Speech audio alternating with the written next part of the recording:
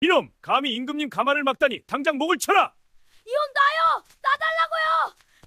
비갠 한양거리, 임금님 가마 앞에 뛰어든 10살짜리 거지. 소년의 멱살을 포졸이 움켜쥐고 칼을 빼들었습니다. 소년은 피가 나도록 바닥에 이마를 찌으며 울부짖었지요. 죽여도 좋사오니. 죽여도 좋사오니 제발 소매만 살펴주시옵소서. 그런데 임금이 손을 들어 행렬을 멈추고 내관이 소매를 열자 시퍼렇게 독이 밴 침 한 자루가 떨어졌고 의원은 그 자리에서 얼굴이 하얗게 질려 버렸습니다. 그런데 이 소년이 궁 안에 발을 들인 그날 밤부터 진짜 무서운 일이 시작됩니다. 구독과 좋아요 눌러주시고 어디서 듣고 계신지 댓글로 꼭 알려주세요. 옛날 이야기 시작합니다. 옛날 옛적 한양에 비가 막 그친 아침이었습니다. 흙냄새가 촉촉하게 올라오고 처마 끝에서는 빗물이 또르르 떨어지고 있었지요. 거리에는 아직 무릉덩이가 남아 있었고 장사치들은 젖은 보따리를 추스르느라 정신이 없었습니다. 그때 멀리서 북소리가 울려 퍼졌습니다. 둥, 둥, 둥. 임금님 행차시다. 엎드려라. 어서. 장사치가 허겁지겁 무릎을 꿇었습니다. 지나가던 안악도 등에 짐을 진 짐꾼도 일제히 고개를 숙였지요. 임금의 가마가 천천히 지나갔습니다. 호위 무사들이 좌우로 늘어서고 깃발이 바람에 나부꼈어요. 말발굽 소리가 땅을 울렸지요. 바로 그때였습니다. 길가 거적더미 곁에 소년 하나가 서 있었어요. 나이는 10살쯤 되었을까요? 누더기를 걸친 초라한 행색이었습니다. 볼은 움푹 꺼져 있었고 손마디는 굵었지요. 하지만 눈만큼은 크고 또렷했어요. 이름은 강하진. 너돌다시피 살며 병든 아버지를 모시는 아이였습니다. 오늘도 먹을 것을 구하러 나왔다가 행렬과 마주친 것이었지요. 다른 사람들은 모두 엎드려 있었습니다. 하지만 하진은 엎드리지 않았어요. 아니, 엎드릴 수가 없었습니다. 눈이 먼저 움직였기 때문이지요. 임금이 가마 안에서 창을 살짝 열고 밖을 내다보는 순간이었습니다. 하진의 귀에 무언가 들렸어요. 아주 작고 날카로운 소리. 쇠가 쇠에 스치는 듯한 따가운 마찰음이었지요. 보통 사람이라면 절대 들을 수 없는 소리였습니다. 하진의 눈이 임금의 소매 자락으로 향했어요. 가마가 흔들릴 때마다 소매 안쪽이 미세하게 움직였습니다. 한쪽으로만 쏠리듯이 밀리고 있었지요. 옷감의 무게가 아니었어요. 안에 뭔가 들어 있었습니다. 그것도 날카로운 것이. 생각할 틈이 없었습니다. 몸이 먼저 움직였어요. 하진은 행렬 앞으로 뛰어들었습니다. 호위 무사들의 눈이 커졌지요. 포졸 하나가 달려들었어요. 거친 손이 하진의 멱살을 움켜쥐었습니다. 이놈, 행차를 막다니 내 목숨이 아깝지도 않느냐. 전하, 소매 안에 독침이 있사옵니다. 목이 터져라 외쳤습니다. 순간 거리가 얼어붙었어요. 뭐냐, 저놈은? 감히 어디서 저런 말을. 백성들이 혼비백산하여 뒤로 물러났지요. 호위 무사들이 칼을 뽑아들었습니다. 포졸이 하진을 바닥에 내리눌렀어요. 턱이 돌바닥에 부딪혔지요. 입안에 피맛이 번졌습니다. 이놈을 당장 끌어내라. 그때 가마 안에서 목소리가 울렸어요. 멈추어라. 낮지만 단단한 목소리였습니다. 무사들이 동작을 멈추었지요. 거리가 쥐 죽은 듯 고요해졌어요. 임금이 곁에 내관을 불렀습니다. 짐의 소매를 살펴보아라. 내관이 조심스럽게 다가왔어요. 소매 자락을 펼치고 옷감 속 접힌 부분을 더듬었지요. 손가락이 천천히 움직였습니다. 그리고 멈추었어요. 전하. 내관의 목소리가 떨렸습니다. 가늘고 짧은 침 하나가 손끝에 걸려 나왔어요. 끝에는 시퍼런 빛이 배어 있었지요. 의원이 달려와 침 끝을 살폈습니다. 얼굴이 하얗게 질렸어요. 맹독이옵니다. 한 번만 스쳤어도 큰일 날 뻔하였사옵니다. 주변이 술렁거렸습니다. 세상에 저게 정령 독침이란 말이냐? 저 아이가 어떻게 알았단 거지? 호위 무사들이 즉시 거리를 통제했어요. 사람들을 뒤로 물리고 가마 주변을 에워쌌지요. 임금은 한동안 말이 없었습니다. 그리고 천천히 하진을 내려다보았어요. 내 이름이 무엇이냐? 강하진이옵니다. 목소리가 떨렸습니다. 바닥에 눌린 채였지요. 포졸이 손을 놓지 않고 있었어요. 임금이 다시 물었습니다. 어찌 알았느냐? 소리가 들렸사옵니다. 그리고 소매가 이상하게 움직이는 것이 보였사옵니다. 짧은 대답이었지만 거짓이 없었어요. 임금은 잠시 소년을 바라보다가 입을 열었습니다. 아이를 풀어주어라. 무사가 손을 놓았지요. 하진이 비틀거리며 일어났어요. 무릎이 까져 있었습니다. 이마에서 흘러내린 피가 턱 끝까지 내려와 있었지요. 임금이 다시 명했습니다. 곧장 궁으로 돌아간다. 가마가 움직이기 시작했어요. 행렬이 빠르게 멀어졌습니다. 하진은 그 자리에 서서 멀어지는 행렬을 바라보았어요. 가슴이 아직도 두근거렸지요. 무릎이 후들거리고 손이 떨렸습니다. 방금 무슨 짓을 한 건지 실감이 나지 않았어요. 해가 뉘엿뉘엿 넘어갈 무렵이 되어서야 하지는 조심스럽게 집으로 돌아갔습니다. 집이라고 부르기도 민망한 곳이었지요. 지붕은 군데군데 이엉이 빠져 있었고 문짝은 삐걱거렸어요. 바람이 불면 방 안까지 흙먼지가 날아들었습니다. 그곳에 아버지 강문식이 누워 있었어요. 한때 단정했을 흔적이 남아있는 수척한 얼굴이었지요. 기침이 잦았고 손이 거칠었습니다. 빛바랜 삼배 두루마기는 본래 흰색이었을 텐데 이제는 누렇게 변해 있었어요. 앞섭에는 약 자국이 얼룩져 있었지요.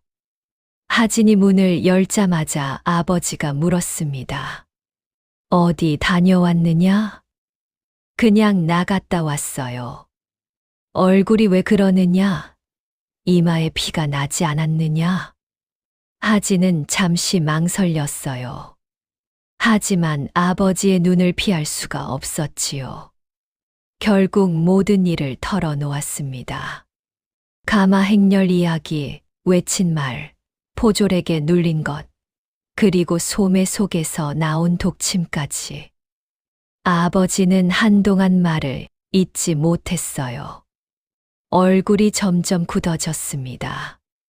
그런 일을 내가 직접 본 것이냐? 예. 분명히 소리가 났어요. 그래서 소리를 질렀고, 예. 방 안에 침묵이 흘렀습니다. 아버지는 깊게 한숨을 내쉬었어요. 그리고 하진을 바라보았지요. 잘했다.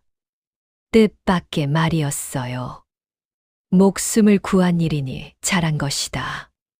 아버지는 고개를 끄덕였습니다. 하지만 말끝에 무언가를 덧붙였어요. 다만 궁 안일은 한 번 얽히면 쉽게 끝나지 않는다. 하진이 고개를 갸웃했습니다. 그게 무슨 말이에요? 아버지는 씁쓸하게 웃었어요. 나도 예전에 궁에서 일을 했었다. 하진이 놀라 눈을 크게 떴습니다. 정말이요? 아버지가 궁에서요? 지금은 아니지만 아버지는 한숨을 내쉬었지요. 그때도 별것 아닌 일 하나가 커져서 결국 쫓겨나게 되었어. 무슨 일이었는데요? 아버지는 고개를 저었습니다. 억울한 일을 당했다. 언젠가 때가 되면 알게 될 것이다. 하진은 처음 듣는 이야기였어요. 아버지가 왜 이렇게 가난하게 살게 되었는지, 그 이유의 꼬리를 처음으로 잡은 순간이었지요. 궁에서 일했다고, 억울하게 쫓겨났다고, 도대체 무슨 일이 있었던 걸까요? 하진은 더 묻고 싶었습니다. 하지만 아버지의 표정이 너무 어두웠어요. 입을 다물었지요. 그때였습니다. 밖이 갑자기 소란스러워졌어요. 발소리가 여러 들렸습니다. 급하게 달려오는 발소리였지요. 저기 오신다. 비켜라, 비켜. 이웃들이 웅성거리며 길을 비켰습니다. 발소리가 가까워지더니 누군가가 집 앞에 멈추었지요. 쿵쿵.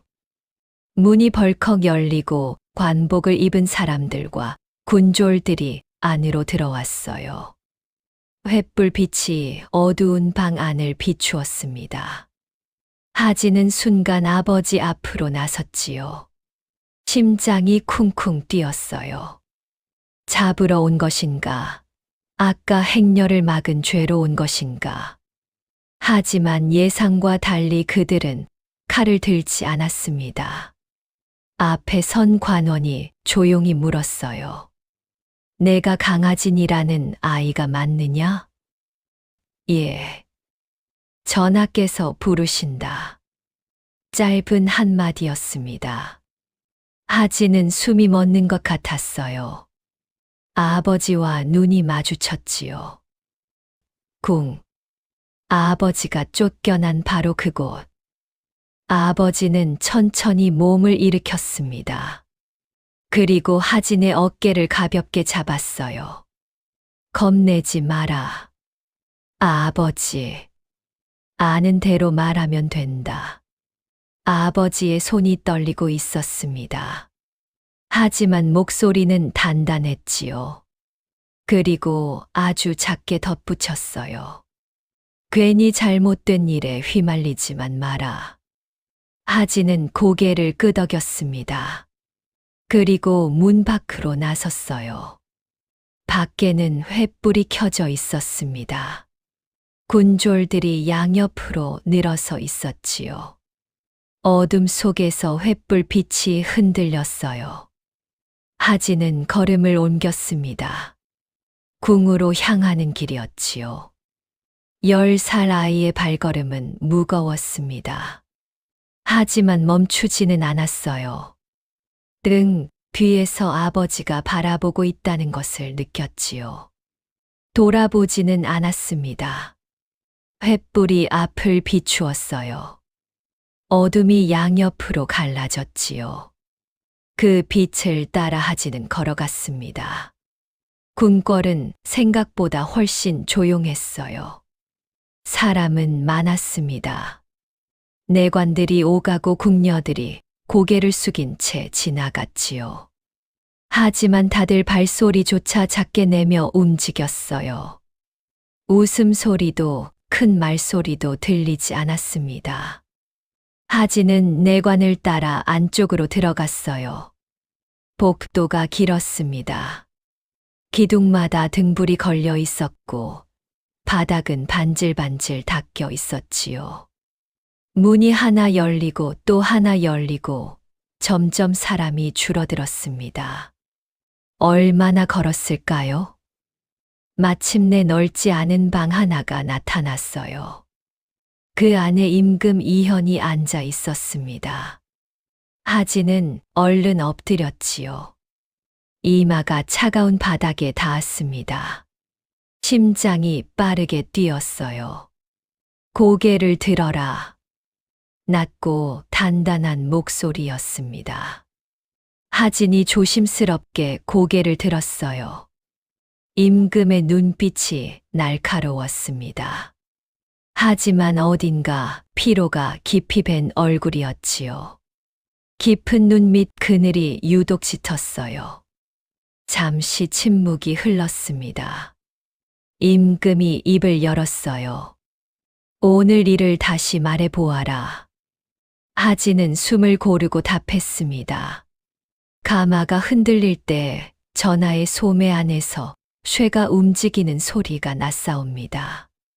소리만 듣고 외친 것이냐? 아니옵니다. 하진은 고개를 저으며 말했어요. 소매 안쪽이 계속 같은 쪽으로 밀리는 것도 보였사옵니다. 숨긴 물건이 아니면 그렇게 움직이지 않사옵니다. 임금의 눈빛이 조금 달라졌습니다. 너는 그것을 어찌 알았느냐? 하진은 솔직하게 답했지요. 소인은 남들보다 잘 봅니다. 멀리 있는 것도 잘 보이고 작은 움직임도 잘 보입니다. 잠시 숨을 고르고 덧붙였어요. 소리도 남들보다 잘 듣사옵니다. 임금은 가만히 듣고 있다가 한 번 더 물었습니다. 또 다른 재주가 있느냐? 하진은 잠깐 망설였어요. 하지만 거짓말을 할 수는 없었지요. 사람의 마음을 어느 정도는 읽사옵니다. 임금의 입꼬리에 아주 옅은 웃음이 스쳤어요. 마음을 읽는다. 예. 눈빛이나 손짓, 말투를 보면 무슨 생각을 하는지 대강 알 수 있사옵니다. 임금은 한동안 아무 말 없이 하진을 바라보았습니다. 그리고 천천히 입을 열었어요. 요즘 궁 안이 편치 않다. 하진은 아무 말 없이 들었지요. 밤마다 침전 밖을 서성이는 발소리가 있다. 임금의 목소리가 조금 낮아졌어요. 신하들 사이에서도 서로 눈치를 보는 기색이 있고 잠시 말을 멈추었다가 다시 이었습니다. 그리고 오늘 일까지 있었다. 방 안이 조용해졌어요. 누군가 나를 노리는 것 같으나 누군지 알 수가 없다. 무거운 말이었습니다.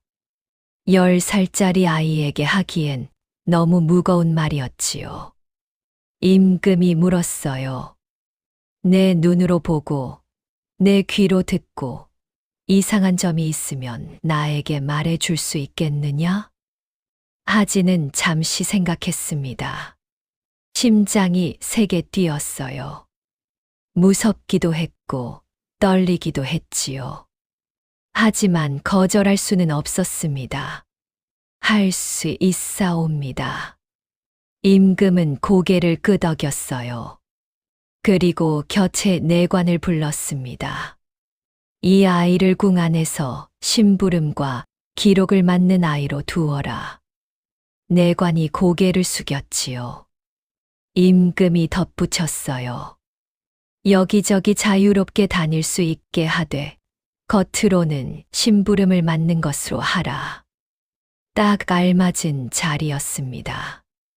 눈에 띄지 않으면서도 궁 안을 돌아다닐 수 있는 자리. 하진은 깊이 고개를 숙였어요. 명받들겠사옵니다. 임금은 마지막으로 조용히 말했습니다. 억지로 찾으려 애쓸 필요는 없다. 다만 이상한 것이 보이면 그냥 지나치지 마라. 예, 전하. 하진은 다시 한번 고개를 숙였어요. 그날 이후 강아지는 더 이상 길거리 아이가 아니었습니다. 궁 안을 돌아다니는 눈과 귀. 10살 소년에게 주어진 새로운 자리였지요. 밖으로 나오자 밤하늘에 별이 떠 있었어요. 하진은 그 별을 올려다보았습니다. 무거운 짐을 진 것 같기도 하고 새로운 길이 열린 것 같기도 했지요. 어느 쪽이든 이제 돌아갈 수는 없었습니다. 궁 안의 밤은 깊고 고요했어요. 궁에 들어온 첫날부터 하진은 모든 것이 신기했습니다. 긴 복도는 닦아 놓은 거울처럼 반질반질했어요. 문 하나 열리고 닫히는 데에도 순서와 법도가 있었지요. 내관이 문을 열면 궁녀가 고개를 숙이고 그 다음에야 사람이 지나갔습니다. 시장통에서는 큰 소리로 불러야 밥 한 끼라도 얻어먹을 수 있었는데 궁에서는 오히려 작은 소리 하나가 더 크게 들렸어요. 하진은 겉으로 기록과 심부름을 맡는 아이가 되었습니다. 누가 부르면 물건을 전하고 어느 전각에서 무슨 말이 오갔는지 짧게 적어 올리는 일이었지요. 처음 며칠 동안 사람들은 하진을 반쯤 구경거리로 여겼습니다. 저 아이가 그때 그 아이라더라. 소매 속 독침을 알아봤다지. 에이, 운이 좋았던 거겠지. 이런 말이 궁 여기저기서 흘러나왔어요. 하진은 대꾸하지 않았습니다. 그저 조용히 궁을 익혔지요. 며칠이 지나자 조금씩 보이기 시작했어요. 어느 복도는 해질 무렵 유난히 서늘했습니다. 어느 뜰은 발자국 소리가 크게 울렸지요. 어느 내관은 걸음이 유난히 빠르고 어느 궁녀는 대답은 공손한데 눈부터 피했어요. 누가 누구와 자주 이야기하는지, 누가 어느 전각을 피해 다니는지. 하진은 그런 것들을 하나하나 머릿속에 담아두었습니다. 그러던 어느 날이었습니다. 임금이 대신들과 이야기를 나누려 하는데 작은 소란이 벌어졌어요. 임금 앞에 올릴 문서가 들어있는 상자가 한참이 지나도 오지 않은 것이었지요. 분명 아까 여기 있었는데 누가 옮겼느냐? 이리 큰 상자를 누가 모르고 가져가겠느냐? 내관들은 당황해 뛰어다녔습니다. 전각 안은 금세 어수선해졌지요. 하진은 한쪽에서 그 모습을 지켜보고 있었어요. 그때 하진이 조용히 물었습니다. 문서 상자를 마지막으로 본 사람이 누구입니까? 내관 하나가 귀찮다는 듯 말했어요. 내가 그걸 알아서 무엇 하느냐? 하진은 대답하지 않고 가만히 바닥을 보았습니다. 상자를 끌고 간 자국은 없었어요. 들고 갔다면 분명 두 손을 썼을 것이지요. 그렇다면 급하게 움직였을 것이고, 급하게 움직이면 반드시 흔적이 남습니다. 하진은 바닥을 따라 천천히 시선을 옮겼어요. 그런데 복도 모퉁이에 문서 한 장이 아주 조금 찢겨 떨어져 있었습니다. 종이 끝이 한쪽으로 꺾여 있었지요. 상자가 어딘가에 부딪히면서 빠져나온 것이었어요. 하진은 그 방향을 따라 걸어갔습니다. 복도 끝에 좁은 문 하나가 있었지요. 평소 사람들의 눈에 잘 띄지 않는 작은 문이었습니다. 여기 있습니다.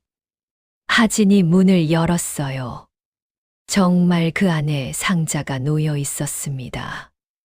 먼지 하나 없이 깨끗한 상자. 누군가 급히 옮겨 두었다가 다시 가져갈 틈을 못 잡은 듯 했지요. 내관들이 달려왔어요. 세상에, 정말 여기 있었네. 대체 누가 이런 짓을 한 거냐?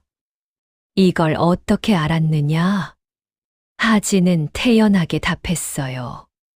상자가 무거워 보였으니 급히 든 사람은 멀리 못 갔을 겁니다. 그리고 종이 귀퉁이가 문에 스친 흔적이 있었습니다. 사람들은 탄성을 내질렀어요.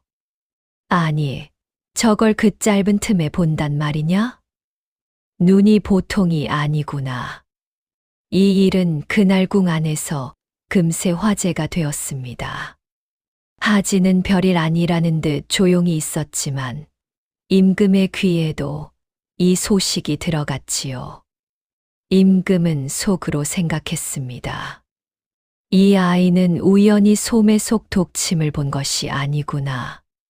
그날 저녁 내관 하나가 하진에게 다가왔어요. 전하께서 너를 기특하게 여기신다 하셨다. 하진은 고개를 숙였습니다. 과찬이옵니다. 앞으로도 보이는 대로 말하거라. 전하께서 그리 말씀하셨다. 하진은 다시 한번 고개를 숙였어요. 밤이 되어 혼자 복도를 걸을 때 하진은 생각했습니다. 아직은 아무것도 찾지 못했지요. 하지만 언젠가는 보일 것이었어요. 궁 안 어딘가에 숨어 있는 것이. 그는 천천히 걸음을 옮겼습니다. 달빛이 복도 위로 길게 내려앉아 있었지요. 10살 아이의 눈은 이제 막 궁을 읽기 시작했어요. 며칠이 더 지났습니다. 궁 안은 겉으로는 다시 조용해진 듯 보였어요. 사람들은 제자리로 돌아갔고 일상도 돌아왔지요. 내관들은 여전히 바쁘게 오갔고 궁녀들은 고개를 숙인 채 지나갔습니다. 하지만 하진은 느낄 수 있었어요. 겉은 고요한데 속은 조금씩 흔들리고 있다는 걸. 사람들의 눈빛이 예전 같지 않았습니다. 말은 공손하지만 끝을 살짝 흐리는 사람이 늘었지요. 고개를 숙이면서도 눈은 옆을 살피는 사람도 보였어요. 그날 저녁 하진은 다시 임금의 부름을 받았습니다. 전각 안에는 임금 이연 혼자 앉아 있었어요. 창으로 들어온 빛이 길게 바닥에 드리워져 있었지요. 하진이 엎드리자 임금이 말했습니다. 일어나거라. 고개를 들자 임금이 조용히 물었어요. 궁 안이 어떠하냐? 하진은 잠시 생각하다가 답했습니다. 겉으로는 조용합니다. 겉으로는? 임금의 눈빛이 날카로워졌어요. 사람들이 말을 조심하는 것 같사옵니다. 왜 그렇게 느꼈느냐? 말을 하다가 중간에 멈추는 경우가 많사옵니다. 그리고 서로 눈치를 봅니다. 임금이 물었어요. 누가 특히 그러더냐? 딱히 누구라고 말씀드리기는 어렵사옵니다. 다만 전각을 지날 때 대신들이 목소리를 낮추는 것을 여러 번 보았사옵니다. 임금은 아무 말 없이 들었습니다. 고개를 천천히 끄덕였지요. 잠시 침묵이 흐른 뒤 다른 질문이 이어졌어요. 가족은 아버지와 둘이옵니다. 아버지는 무엇을 하느냐? 하진은 잠시 망설였습니다. 지금은 쉬고 계십니다. 예전에는? 예전에는 궁에서 일을 하셨사옵니다. 임금의 눈빛이 조금 달라졌어요. 궁에서, 예, 억울한 일이 있어서 그만두셨다고만 들었사옵니다. 짧은 대답이었습니다. 하진은 더 이상 말하지 않았어요. 아버지가 무슨 일을 겪었는지 자세한 건 아직 몰랐지요. 임금도 더 묻지 않았습니다. 다만 잠시 생각에 잠긴 듯 했지요. 방 안이 잠시 조용해졌어요. 임금이 창밖을 바라보며 말했습니다. 궁은 겉으로 보이는 것보다 복잡하다. 하진은 아무 말 없이 들었어요. 한 번 들어오면 쉽게 나갈 수 없고, 한 번 얽히면 쉽게 풀리지 않는다. 임금의 목소리가 낮아졌지요. 좋은 일로 들어와도 나쁜 일에 휘말리고, 아무 잘못 없이도 쫓겨나는 곳이다. 하진은 가슴이 뜨끔했습니다. 내 아버지도 그랬을 것이다. 심장이 쿵 내려앉았어요. 임금이 아버지 이야기를 알고 있는 것일까요? 임금이 하진을 돌아보았습니다. 하지만 내가 여기 있는 것은 내 선택이다. 그것만은 기억해라. 하진은 고개를 숙였어요. 명심하겠사옵니다. 바로 그때였습니다. 밖에서 급한 발소리가 들렸어요. 쿵쿵. 누군가 복도를 달려오고 있었습니다. 전하. 문이 벌컥 열리고 내관 하나가 숨을 몰아쉬며 들어왔어요. 큰일이 옵니다. 임금의 눈빛이 곧바로 바뀌었습니다. 무슨 일이냐? 동쪽 전각 쪽에서 불이 났사옵니다. 순간 방 안 공기가 확 바뀌었어요. 하진도 놀라 고개를 들었습니다. 동쪽 전각. 책과 문서, 그리고 여러 물품들이 보관된 곳이었지요. 임금이 자리에서 일어났어요. 그냐? 아직 크게 번지지는 않았사오나 바람이 불면 임금은 말을 끊었습니다. 가보겠다. 그리고 하진을 힐끗 보았어요. 너도 따라오너라. 하진은 얼른 일어났습니다. 임금이 먼저 문을 나섰어요. 내관들이 뒤따랐지요. 하진도 급히 따라 나섰습니다. 복도를 지나고 뜰을 건넜어요. 멀리서 연기 냄새가 났습니다. 사람들이 소리치며 뛰어다니는 게 보였지요. 하늘이 붉게 물들어 있었어요. 하진은 달리면서 생각했습니다. 불. 왜 하필 지금일까? 우연일까? 아니면 그의 눈이 좁아졌어요. 궁 안에서 일어나는 일은 우연이 아닐 수도 있다.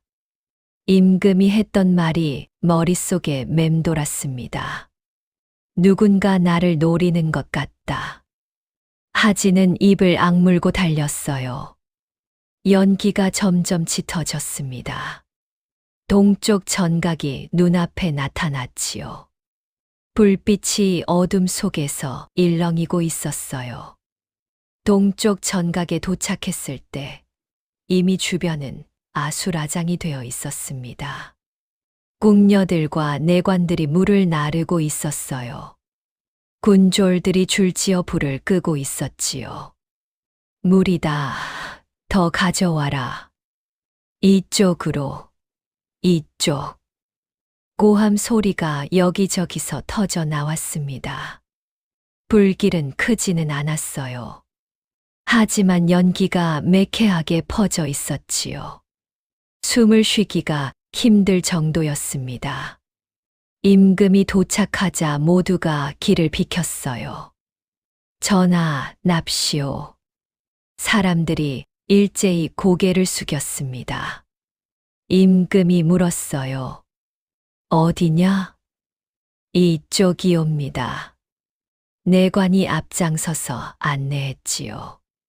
불이 난 곳은 작은 보관 전각이었습니다. 책과 문서, 그리고 여러 물품들이 보관된 곳이었어요. 다행히 불은 빠르게 잡혀가고 있었지요.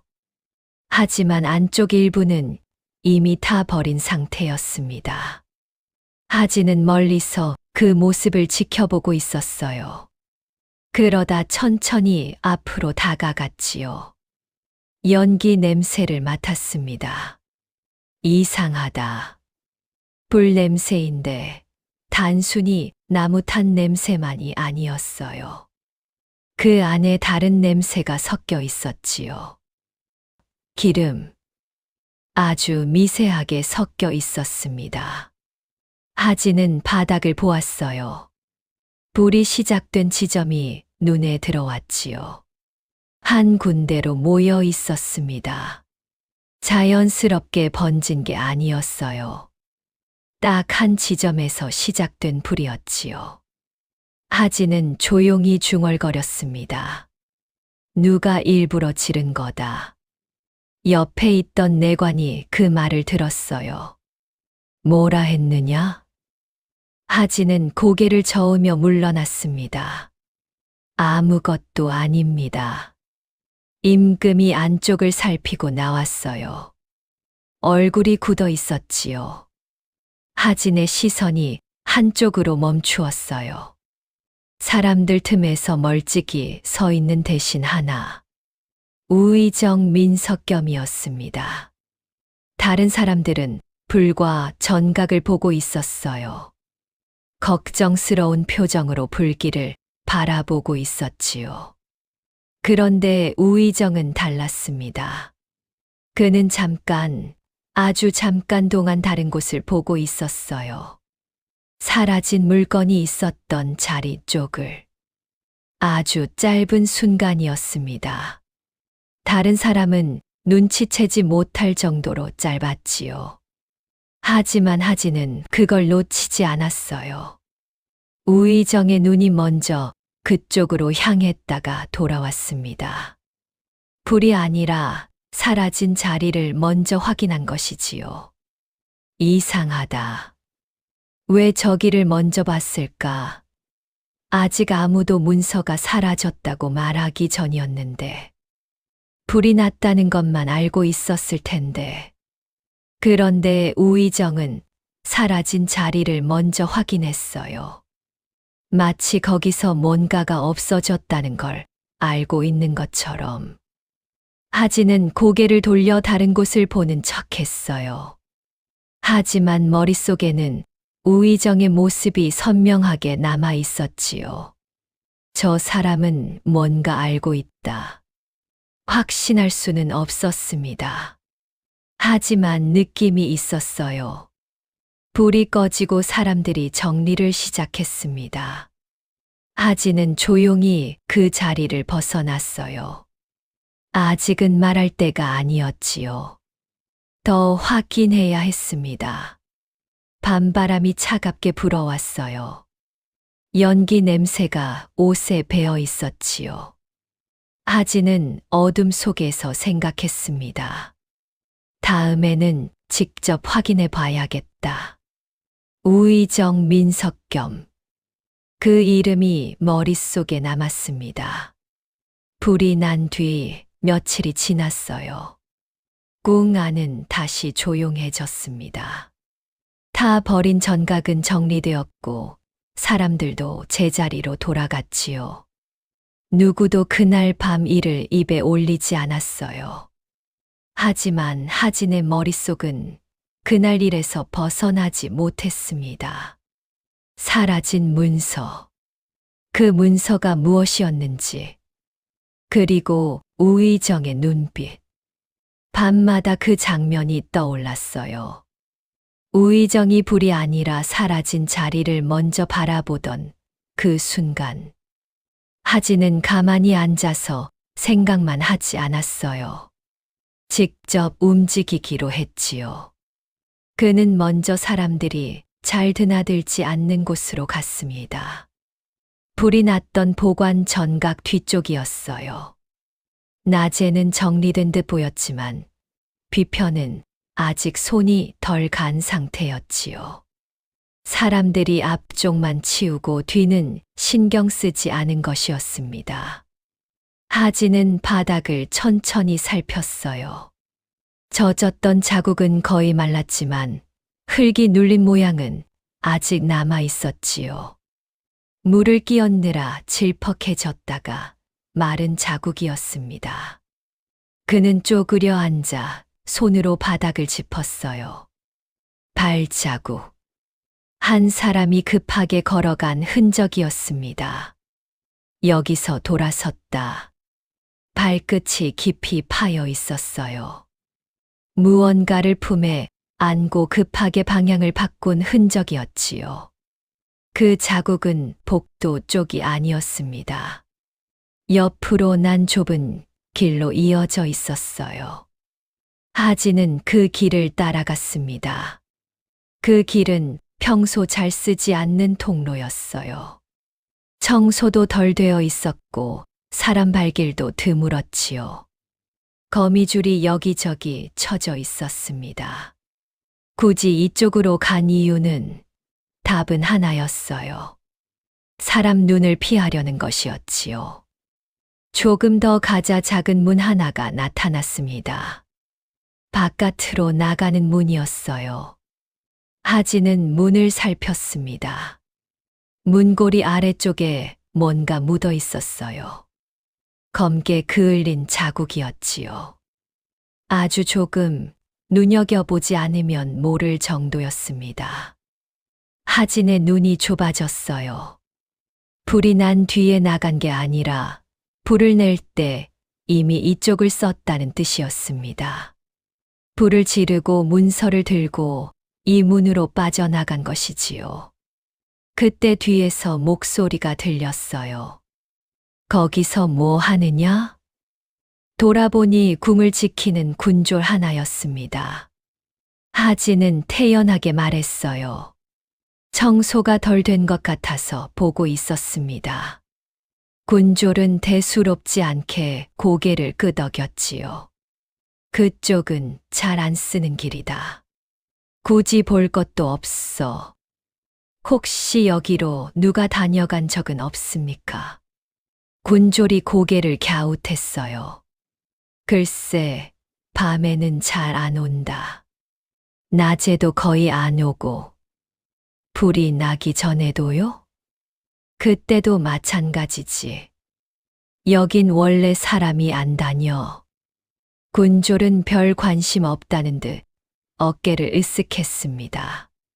그렇군요. 하진은 고개를 숙이며 물러났어요. 하지만 머릿속에서는 생각이 빠르게 돌아가고 있었습니다. 밤, 사람 없는 길, 바깥으로 이어지는 문. 이건 우연이 아니었어요. 불을 낸 사람은 궁 안에서만 움직인 게 아니었습니다. 바깥과 연결된 길까지 알고 있는 사람이었지요. 즉, 궁 구조를 잘 아는 사람. 그것도 이런 좁은 통로까지 꿰고 있는 사람이었어요. 하진은 천천히 걸어 나왔습니다. 그때 저 멀리서 대신들이 지나가는 게 보였어요. 몇 명이 나란히 걸으며 이야기를 나누고 있었지요. 그중 한 사람, 우의정 민석겸. 하진은 잠깐 그를 바라보았습니다. 우의정은 다른 대신과 무언가 이야기하고 있었어요. 얼굴에는 아무런 표정이 없었지요. 평소와 다름없는 모습이었습니다. 하지만 하진은 알고 있었어요. 그날 밤 우의정이 먼저 사라진 자리를 바라보았다는 것을. 다른 사람은 모르지만 자신은 보았다는 것을. 우연일까? 아니면 무언가 알고 있는 것일까? 하진은 고개를 돌렸습니다.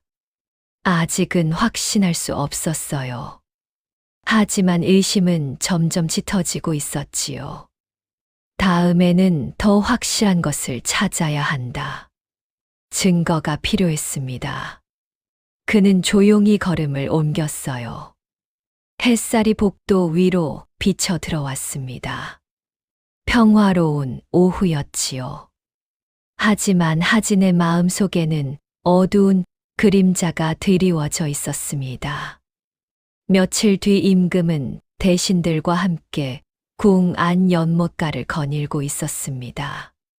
큰 행차가 아니었어요. 잠시 바람을 쐬며 이야기를 나누는 자리였지요. 날씨가 좋았고 연못 위로 버드나무가 흔들리고 있었습니다. 경계도 비교적 느슨했어요.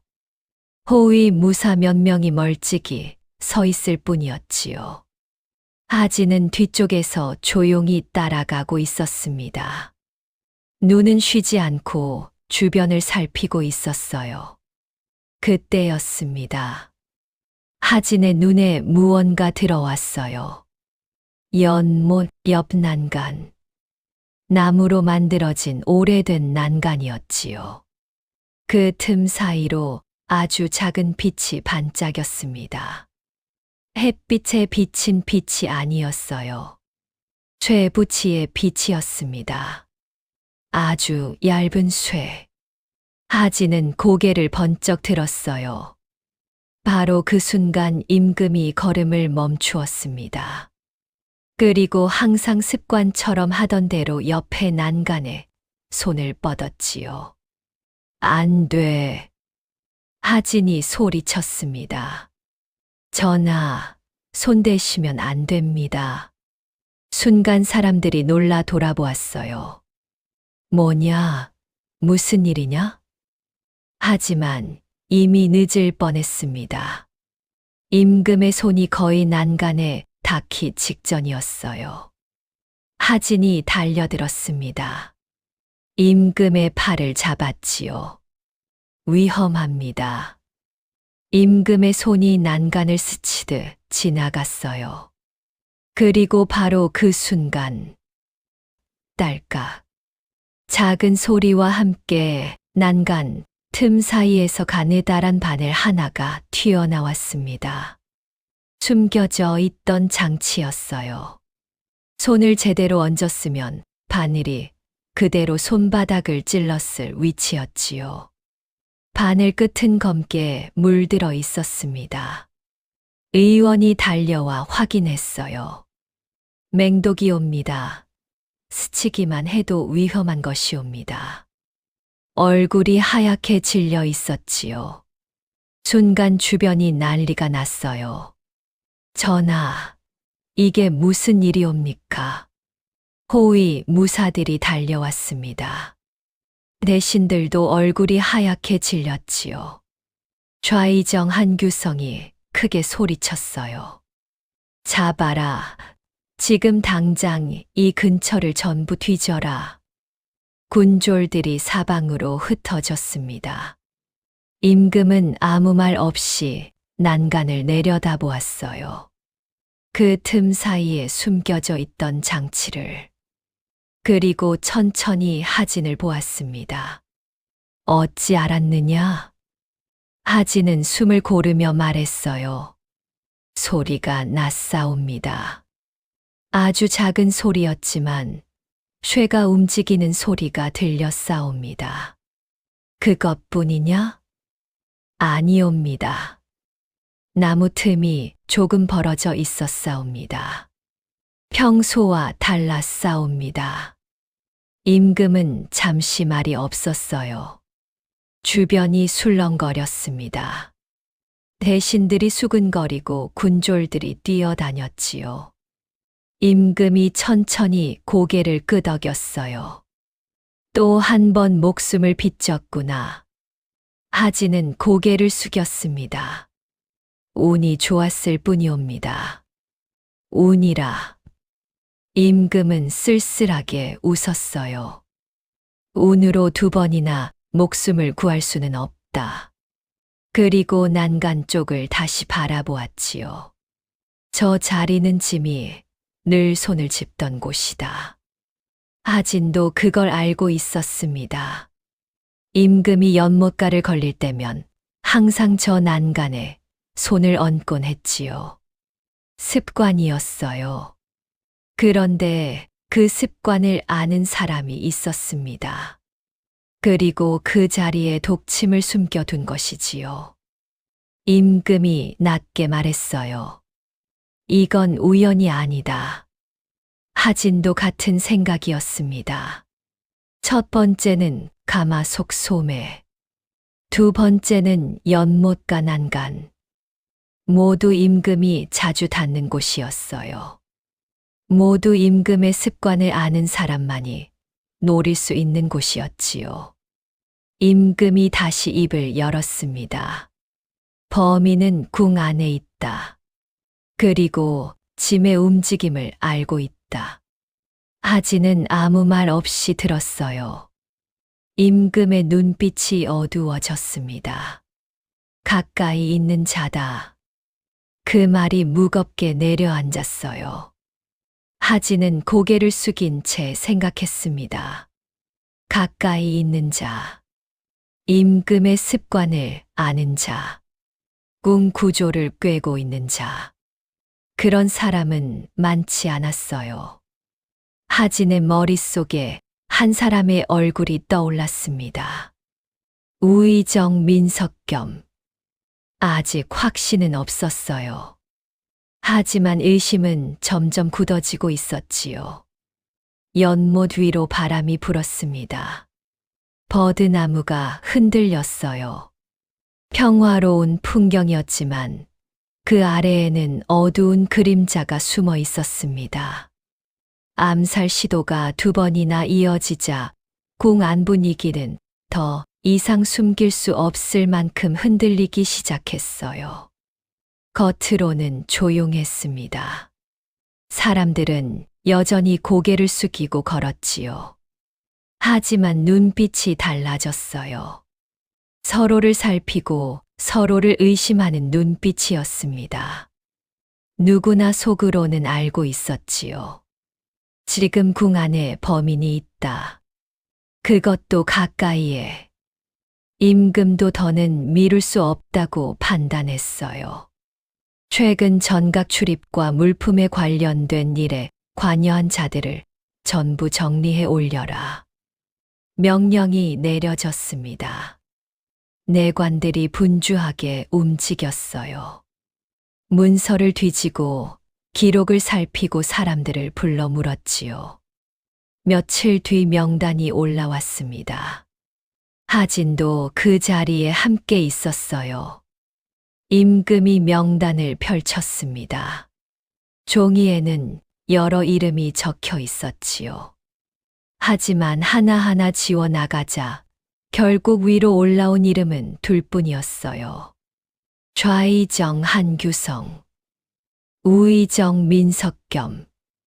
하진은 그 두 이름을 한참 바라보았습니다. 이유는 분명했어요. 이 둘은 모두 임금 가까이에 쓰이는 물건의 흐름을 알 수 있었습니다. 궁 안 구조를 잘 알고 있었지요. 임금의 움직임까지 파악할 수 있는 위치에 있었어요. 즉, 이 일을 할 수 있는 사람 그 자체였습니다. 하진은 잠시 생각하다가 고개를 들었어요. 그리고 조심스럽게 입을 열었습니다. 전하, 임금이 그를 보았어요. 말해 보아라. 하진은 잠깐 숨을 고르고 말했습니다. 지금까지 일어난 일을 보면 밖에서 들어온 사람이 아니라 궁 안 사정을 잘 아는 사람이 한 일입니다. 임금은 아무 말 없이 들었어요. 하진은 한 걸음 더 나아갔습니다. 그리고 전하 가까이에 있는 물건을 건드릴 수 있는 사람이어야 합니다. 잠시 멈추었다가 분명하게 말했지요. 그렇게 따지면 가능한 사람은 많지 않사옵니다. 하진의 시선이 명단 위에 머물렀어요. 임금이 조용히 물었습니다. 그래서 하지는 이번에는 망설이지 않았어요. 이 둘 중 하나일 가능성이 높사옵니다. 그는 종이를 가리켰습니다. 좌의정 한규성, 우의정 민석겸. 방 안 공기가 순간 무거워졌어요. 어린아이가 조정의 대신 둘을 두고 범인일 수 있다고 말한 것이었습니다. 곁에 있던 내관의 얼굴이 굳어졌어요. 감히 그런 말을 해도 되는 것인가 하는 표정이었지요. 하지만 임금은 그 말을 가볍게 넘기지 않았습니다. 오히려 더 천천히 물었어요. 어찌하여 그렇게 생각하느냐? 하지는 차분하게 답했습니다. 불이 난 것도, 문서가 사라진 것도, 전하 가까이 있는 물건에서 일이 난 것도 모두 궁 안 흐름을 아는 사람이 아니면 하기 어렵사옵니다. 하나씩 짚었지요. 그리고 두 분 모두 그 흐름을 아는 위치에 계십니다. 임금은 잠시 생각했어요. 쉽게 결론을 내릴 수 있는 말은 아니었습니다. 좌의정과 우의정. 조정에서 가장 높은 위치에 있는 두 사람이었지요. 하지만 지금까지 하진이 본 것은 틀린 적이 없었어요. 가마속 독침도 연못과 바늘도 하진이 먼저 알아챘습니다. 이 아이의 눈은 보통이 아니었지요. 임금은 천천히 고개를 끄덕였어요. 가능한 말이다. 방 안이 조용해졌습니다. 임금이 다시 입을 열었어요. 하지만 가능성만으로는 판단할 수 없다. 하진도 그 말에 동의했습니다. 아직 증거가 없었어요. 둘 중 누가 범인인지 알 수 없었지요. 임금이 결정을 내렸습니다. 두 사람을 부르라. 짧은 명령이었어요. 내관이 고개를 숙였습니다. 예, 전하. 문이 열리고 내관이 밖으로 나갔어요. 하진은 그 자리에 서서 생각했습니다. 좌의정과 우의정. 둘 중 하나가 범인이었지요. 하지만 누구인가? 아직은 알 수 없었어요. 직접 보고 직접 들어야 했습니다. 곧 두 사람이 이 방으로 올 것이었지요. 하진은 숨을 고르고 기다렸어요. 창밖으로 해가 기울고 있었습니다. 긴 그림자가 방 안으로 들어왔지요. 진실이 드러날 때가 가까워지고 있었습니다. 임금은 두 사람을 따로 부르지 않았습니다. 같은 자리에서 함께 물어보기로 했지요. 이유는 단순했어요. 같은 질문을 했을 때 누가 어떻게 반응하는지 보기 위해서였습니다. 좌의정 한규성과 우의정 민석겸이 나란히 섰어요. 하진은 한쪽에 조용히 서 있었지요. 방 안은 조용했습니다. 하지만 누구나 긴장하고 있다는 것이 느껴졌어요. 임금이 먼저 입을 열었습니다. 지금까지의 일을 너희는 어떻게 보느냐? 잠시 침묵이 흘렀어요. 먼저 입을 연 것은 좌의정이었습니다. 좌의정 한규성은 한 발 앞으로 나서며 말했어요. 전하, 더는 늦출 수 없는 일이옵니다. 목소리가 크고 단단했지요. 이미 한 차례도 아니고 두 차례나 전하의 목숨을 노렸사옵니다. 그는 고개를 들어 임금을 똑바로 보았어요. 이건 우연이 아니옵니다. 누군가 분명히 전하를 해하려 마음먹고 움직이고 있사옵니다. 말이 끊기지 않고 바로 이어졌지요. 더 미루면 그자는 더 대담해질 것이옵니다. 이번에는 손을 뻗었으나 다음에는 더 가까이 올 것이옵니다. 한규성의 눈빛이 강해졌어요. 지금 당장 관련된 자들을 모조리 불러들이고 궁 안 출입을 전부 다시 살펴야 하옵니다. 잠시 숨을 고르고 덧붙였습니다. 억울한 이가 생기더라도 전하의 안전보다 앞설 수는 없사옵니다. 그의 말은 거칠었지만 숨김이 없었어요. 방 안 공기가 무거워졌습니다. 임금은 아무 말 없이 듣고만 있었지요. 이번에는 우의정이 천천히 입을 열었어요. 전하, 좌의정의 말씀이 틀린 것은 아니옵니다. 목소리는 낮고 부드러웠습니다. 서두르지 않았지요. 지금 상황이 중한 것은 저 또한 잘 알고 있사옵니다. 그는 잠깐 말을 멈추고 시선을 아래로 떨구었어요. 그리고 다시 고개를 들어 말을 이었지요. 하지만 이럴 때일수록 더욱 조심하셔야 하옵니다.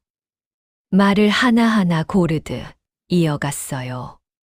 지금 궁 안은 이미 여러 소문으로 흔들리고 있사옵니다. 이 상태에서 사람들을 한꺼번에 잡아들이면 그 혼란이 더 커질 것이옵니다. 잠시 말을 끊고 임금을 보았습니다. 범인이 있다면 분명 궁 안을 잘 아는 자이옵니다. 말은 좌의정과 같았어요. 하지만 다음 말이 달랐지요. 그런 자일수록 궁이 어수선해질수록 오히려 더 쉽게 숨어버릴 것이옵니다.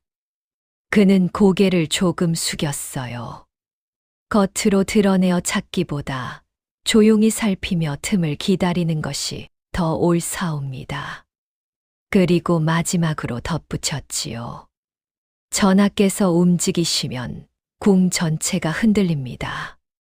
지금은 그 움직임을 아끼시는 것이 좋을 듯하옵니다. 말이 끝나자 방 안이 다시 조용해졌어요. 겉으로 보면 둘 다 맞는 말이었습니다. 하지만 하진은 두 사람을 번갈아 보고 있었어요. 좌의정은 말하는 내내 임금을 똑바로 바라보고 있었지요. 화를 숨기지 않았고 생각나는 대로 바로 말하는 느낌이었어요. 반면 우의정은 달랐습니다. 말을 시작하기 전마다 아주 잠깐씩 멈추었어요. 그리고 그때마다 시선이 아래로 떨어졌다가 다시 올라왔지요. 하진은 그걸 놓치지 않았습니다. 말을 고르고 있다. 왜 고를까? 할 말이 정해져 있지 않다면 고를 필요가 없어요. 하지만 숨길 것이 있다면 말을 골라야 하지요. 그리고 한 가지 더 느꼈어요. 좌의정은 지금 상황을 보고 말하는 사람이었습니다. 당장 눈앞의 일에 분노하고 그 분노를 숨기지 않았지요. 하지만 우의정은 달랐어요. 마치 상황을 이미 알고 있는 것처럼 말했습니다. 너무 차분하고 너무 준비되어 있었지요. 하진은 그 자리에서 조용히 숨을 고르며 생각했어요. 모르는 사람은 급하게 말한다. 하지만 알고 있는 사람은 말을 아낀다. 그의 시선이 우의정에게 머물렀습니다. 우의정. 아직 확정은 아니었어요. 하지만 의심은 더 짙어지고 있었지요. 임금이 두 사람을 물러가게 했습니다. 하진은 그 자리에 남아 있었어요.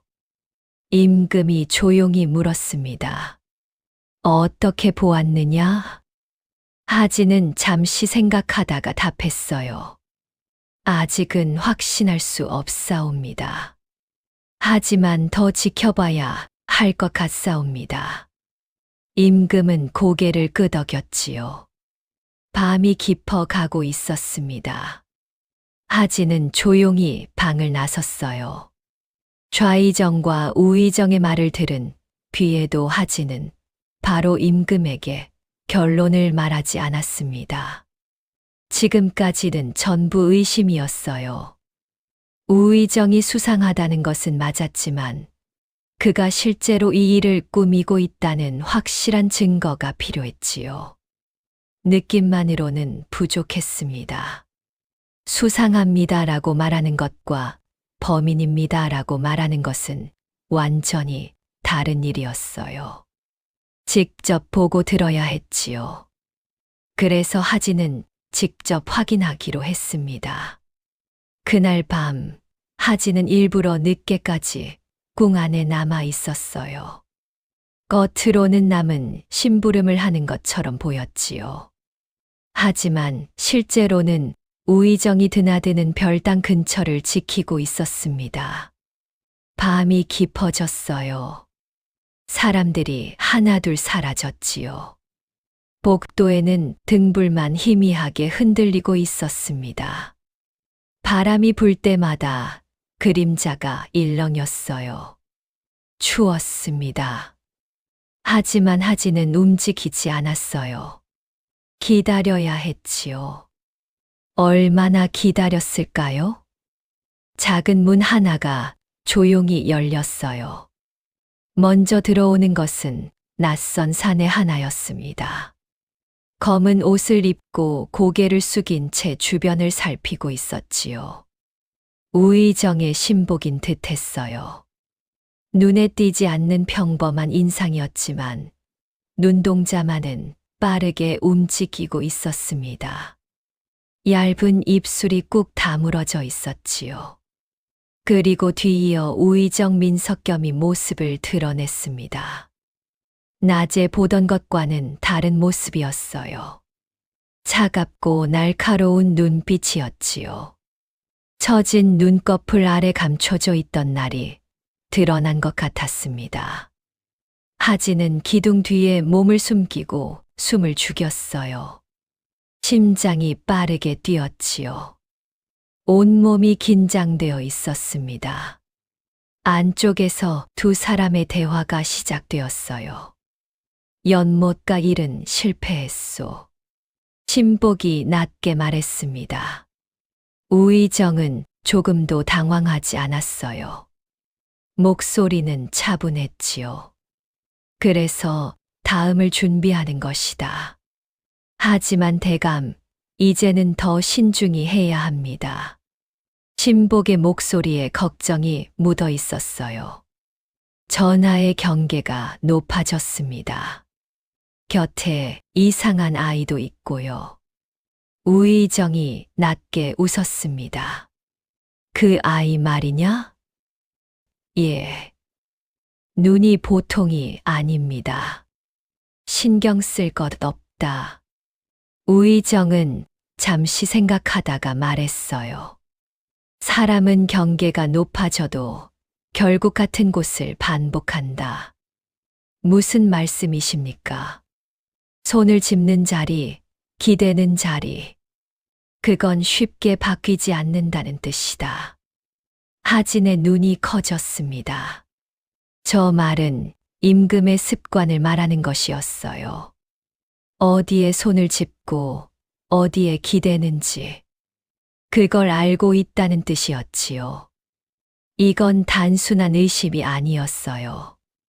우의정은 이미 여러 번 임금을 노렸고 앞으로도 계속 임금을 죽일 방법을 준비하고 있었습니다. 신복이 조심스럽게 물었어요. 그럼 다음은 언제입니까? 우의정이 답했습니다. 고지다. 기회는 반드시 온다.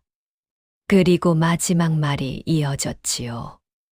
이번에는 확실히 끝낸다. 그 말을 듣는 순간 하진은 확신했습니다. 우의정이 범인이다. 더 이상 의심이 아니었어요.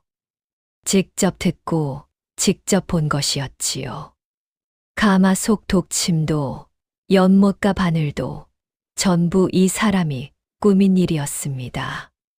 불을 내서 문서를 빼돌린 것도 이 사람이었어요. 모든 것이 연결되었습니다. 하진은 더 듣지 않고 조용히 물러났어요. 발소리를 죽이며 기둥 뒤를 빠져나왔지요. 심장이 아직도 두근거렸어요.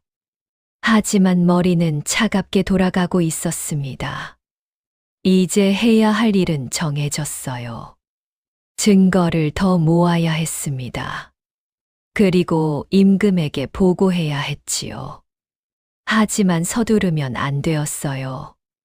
우의정은 조정에서 가장 높은 위치에 있는 사람 중 하나였습니다. 확실한 증거 없이 말했다가는 오히려 하진이 위험해질 수 있었지요. 하진은 어둠 속을 걸으며 생각했습니다. 우의정의 신복. 그 사람이 열쇠다. 신복을 잡으면 우의정도 잡을 수 있어요. 그리고 그 신복은 분명히 흔적을 남겼을 것이었습니다. 하진은 고개를 들어 밤하늘을 올려다보았어요. 별이 떠 있었습니다. 차가운 바람이 불어왔지요. 이제 거의 다 왔다. 하지만 아직 끝이 아니었어요. 다음 날부터 하진은 더 조심스럽게 움직였습니다. 우의정을 직접 잡기 위해서는 말뿐이 아니라 남아있는 증거가 필요했어요. 들었습니다 라고만 말해서는 부족했지요. 하진이 먼저 찾은 것은 사라진 문서와 연결된 흔적이었습니다. 화재로 사라진 문서는 없어졌어요. 하지만 궁 안 모든 기록이 한 군데만 있는 것은 아니었지요. 일부는 다른 전각에도 따로 남아 있었습니다. 하진은 기록을 맡는 논외관에게 다가갔어요. 예전에 물건 들어온 기록을 따로 적어둔 것이 있습니까? 논외관은 의아하게 쳐다보다가 말했습니다. 큰 기록은 다 버렸지만 간단히 적어둔 장부는 남아있다. 왜 그러느냐? 확인해 볼 것이 있어서요. 논외관이 장부를 가져왔어요. 하진은 조심스럽게 펼쳐보았지요. 최근 궁 안으로 들어온 물건 몇 가지가 적혀 있었습니다. 그 중 하나가 하진의 눈에 걸렸어요. 얇은 침 모양의 금속 물품. 하진은 손을 멈추었습니다. 이거다. 그 물건은 우의정 쪽에서 들여온 것으로 기록되어 있었어요.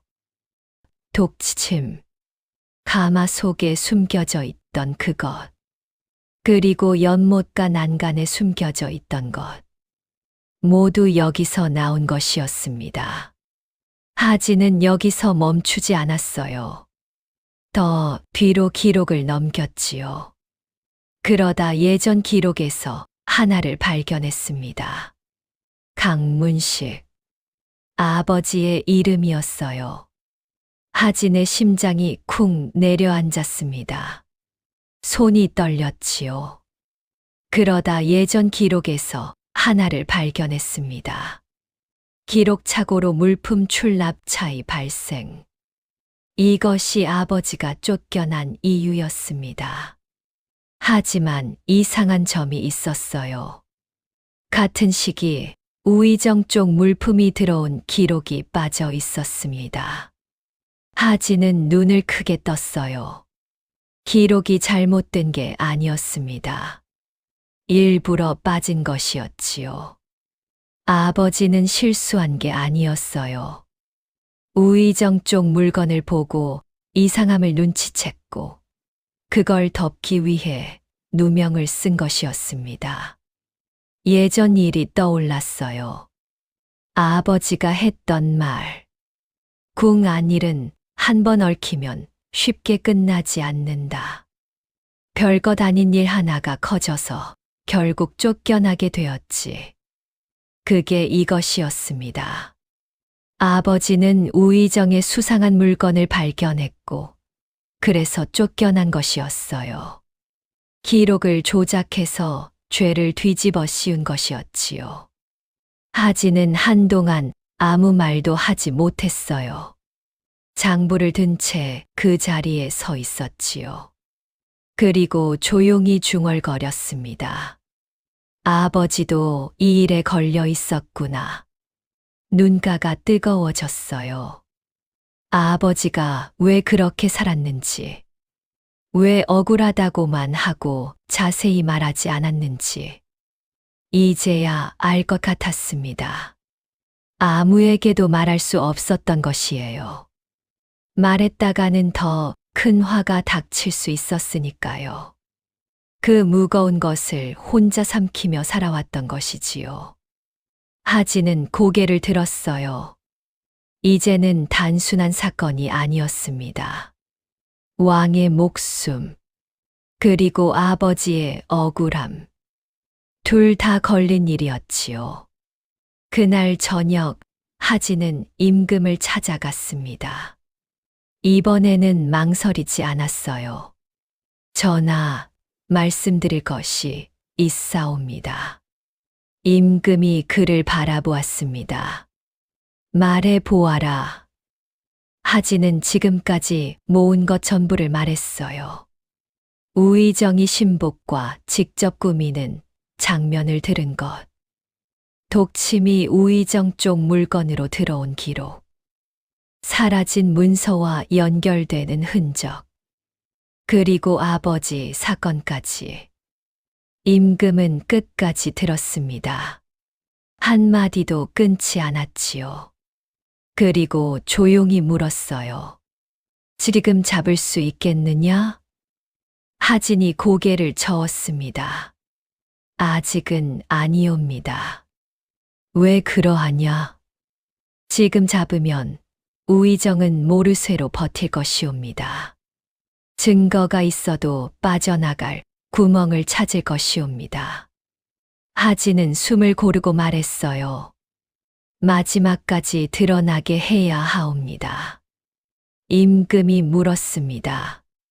어떻게 할 생각이냐? 하진은 똑바로 임금을 바라보며 답했어요. 우의정이 마지막으로 손을 쓰게 만들어야 하옵니다. 방 안이 조용해졌습니다. 10살짜리 아이의 눈에는 두려움이 아니라 각오가 담겨 있었어요. 임금은 잠시 생각하다가 고개를 끄덕였습니다. 좋다. 내 뜻대로 해보아라. 하진은 깊이 고개를 숙였어요. 명받들겠사옵니다. 방을 나서며 하진은 생각했습니다. 이제 마지막이었어요. 우의정을 잡고 아버지의 억울함을 풀어야 했지요. 밤하늘에 달이 떠 있었습니다. 하진은 그 달을 올려다보며 걸었어요.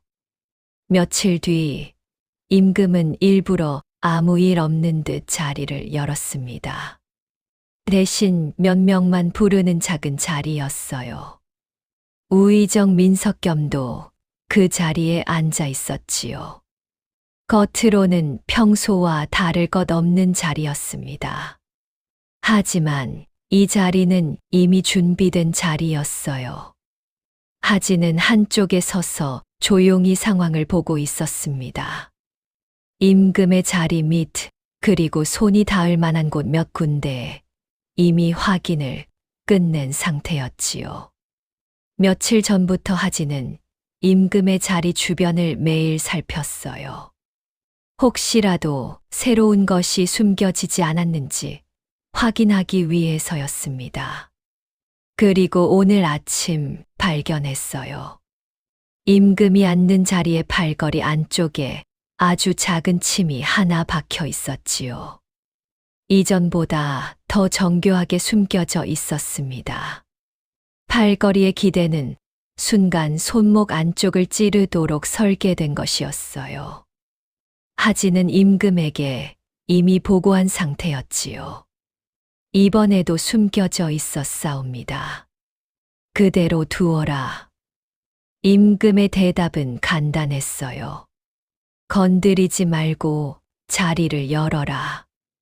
내가 앉으려는 순간 내가 나서라. 그것이 계획이었습니다. 자리가 시작되었어요.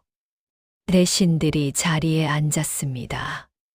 좌의정 한규성이 먼저 앉았고 우의정 민석겸이 그 옆에 앉았지요. 내관들이 차를 올리고 분위기가 편안해졌어요. 임금이 자리에 앉으려는 순간이었습니다. 하진이 갑자기 외쳤어요. 전하, 잠시 멈추십시오. 순간 방 안이 술렁였습니다. 좌의정이 소리쳤어요. 또 무슨 일이냐? 하진이 임금 자리 옆으로 다가갔습니다. 팔걸이 안쪽을 가리켰지요. 여기 보십시오. 군졸이 달려와 확인했어요. 그리고 팔걸이 안쪽에서 가느다란 침 하나를 꺼냈습니다. 끝이 검게 물들어 있었지요. 사람들의 얼굴이 하얗게 질렸어요.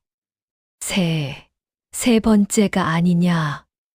전하, 이게 대체. 임금이 그걸 한번 내려다보고 천천히 고개를 들었습니다. 그리고 바로 우의정을 보았어요. 우의정. 우의정은 조금도 당황하지 않은 얼굴로 답했습니다. 예, 전하. 이것도 우연이라 하겠느냐? 우의정은 한 박자도 쉬지 않고 대답했어요. 전하, 소신이 어찌 알겠사옵니까? 이런 일이 계속 일어나니 소신 또한 답답할 따름이옵니다. 말이 매끄러웠습니다. 조금도 흔들림이 없었지요. 임금이 다시 물었어요. 그럼 누가 이런 짓을 한다 보느냐? 우의정은 잠깐 생각하는 척 하다가 말했습니다. 궁 안을 어지럽히려는 자가 분명 있을 것이옵니다. 하지만 지금은 누구라 단정할 수 없사옵니다. 그리고 덧붙였지요. 이럴 때일수록 성급히 몰아세우면 오히려 억울한 이만 생길까 두렵습니다. 겉으로 보면 틀린 말이 아니었어요. 여전히 빈틈없는 말이었지요. 하지만 바로 그때 하진이 앞으로 한 걸음 나섰습니다. 그렇지 않사옵니다. 방 안 시선이 모두 하진에게 쏠렸어요. 우의정이 처음으로 하진을 제대로 보았습니다. 처진 눈꺼풀 아래 차가운 눈동자가 아이를 향했지요. 무슨 뜻이냐? 하진이 차분하게 말했어요. 이건 우연이 아니옵니다.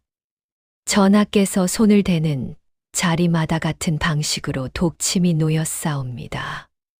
이건 궁 안 구조와 전하의 습관을 아는 사람이 아니면 할 수 없사옵니다. 우의정이 웃었습니다. 그렇다면 궁에 있는 사람은 다 의심해야겠군. 하진이 고개를 저었어요. 아니옵니다. 그 중에서도 물건이 들어오는 흐름까지 아는 사람이어야 하옵니다. 우의정의 눈이 아주 잠깐 멈추었습니다. 하지만 곧 다시 웃었지요. 어린아이가 생각이 깊구나. 하지만 그걸로 사람을 범인이라 할 수는 없지 않느냐? 여전히 빠져나가려 했어요.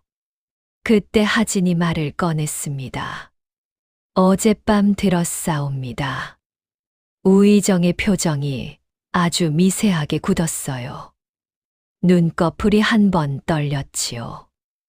다른 사람은 못 봤을 것이었습니다. 하지만 하진은 보았어요. 하진이 이어갔지요. 연못가 일이 실패했다고 하셨사옵니다. 다음에는 확실히 끝내야 한다고 하셨사옵니다. 방 안이 조용해졌습니다. 숨소리조차 들리지 않았어요. 우의정이 바로 반박했지요. 무슨 헛소리냐? 어린아이가 밤에 무슨 말을 들었다는 것이냐? 증거가 있느냐? 하진이 말했습니다. 있사옵니다. 그리고 품에서 종이를 꺼냈어요. 접혀 있던 작은 종이 한 장이었지요. 전화 동선 확인, 수락안 점검, 아이 감시, 우의정의 신복이 떨어뜨린 종이었습니다. 하진이 밀담을 엿들은 그날 밤 신복이 급히 자리를 뜨면서 떨어뜨린 것이었지요. 하진은 그걸 주워 두었어요. 임금이 그걸 받아 보았습니다. 글씨를 읽고 우의정을 다시 보았지요. 이번에는 우의정도 바로 말하지 못했어요. 하지만 여전히 버텼습니다.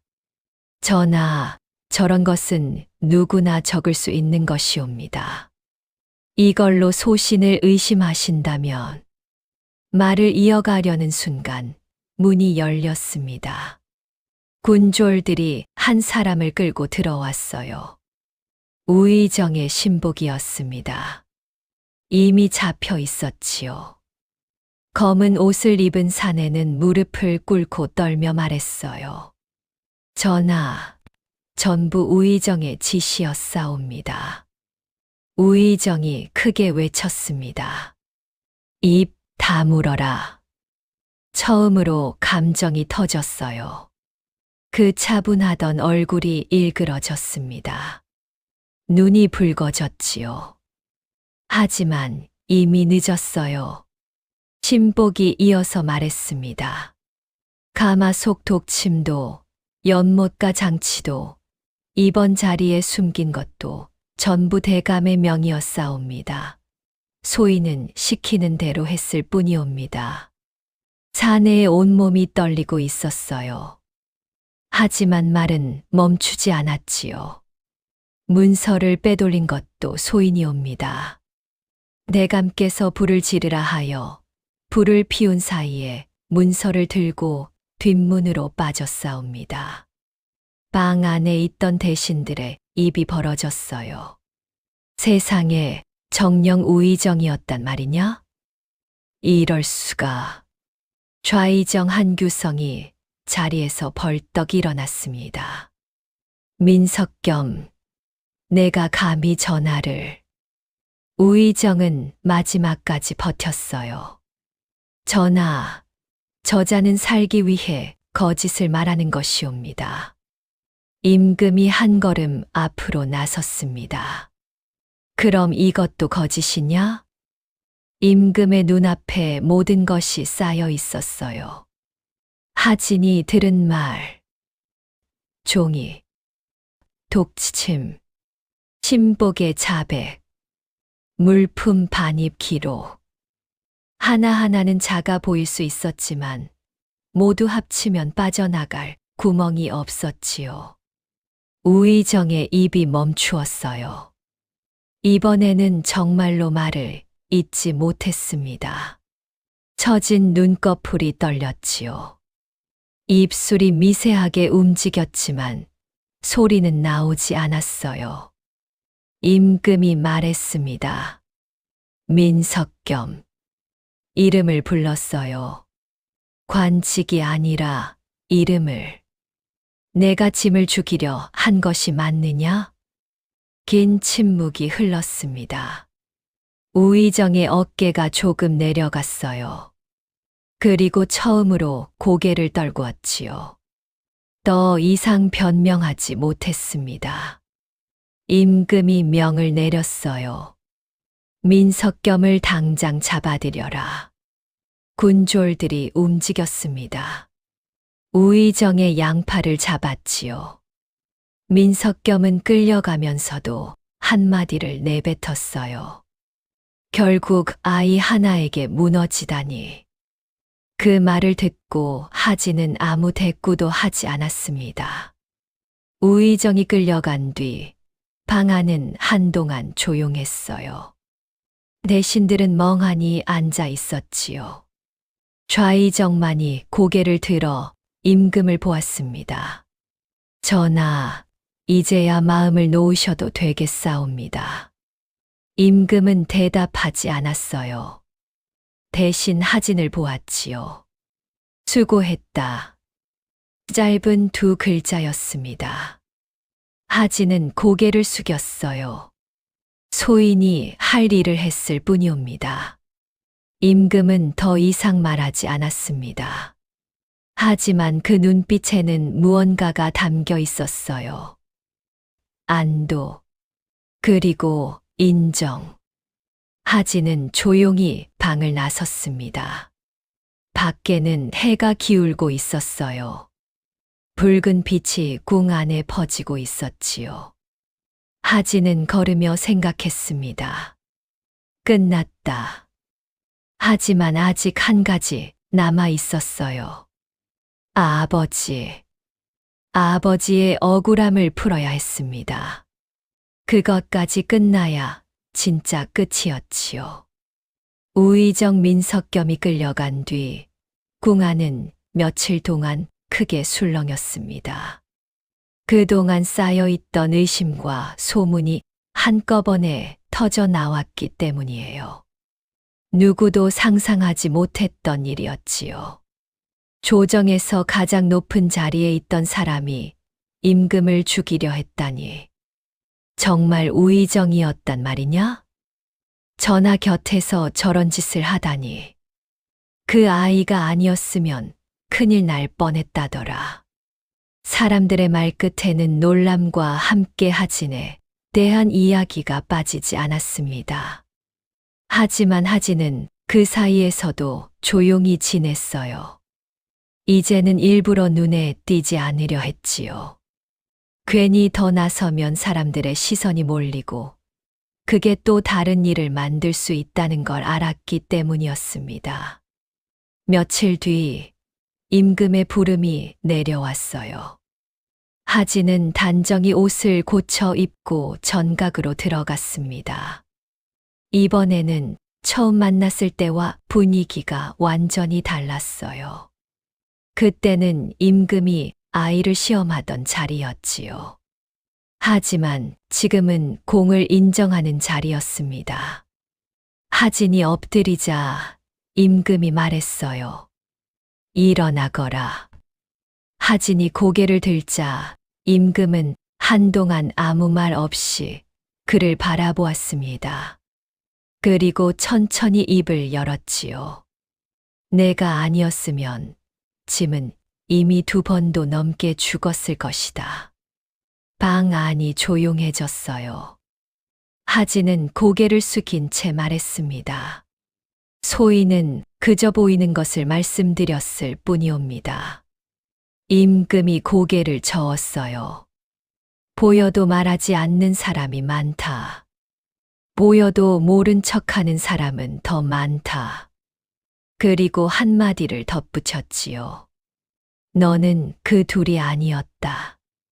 하진은 아무 말도 하지 못했습니다. 임금이 자리에서 몸을 조금 앞으로 기울였어요.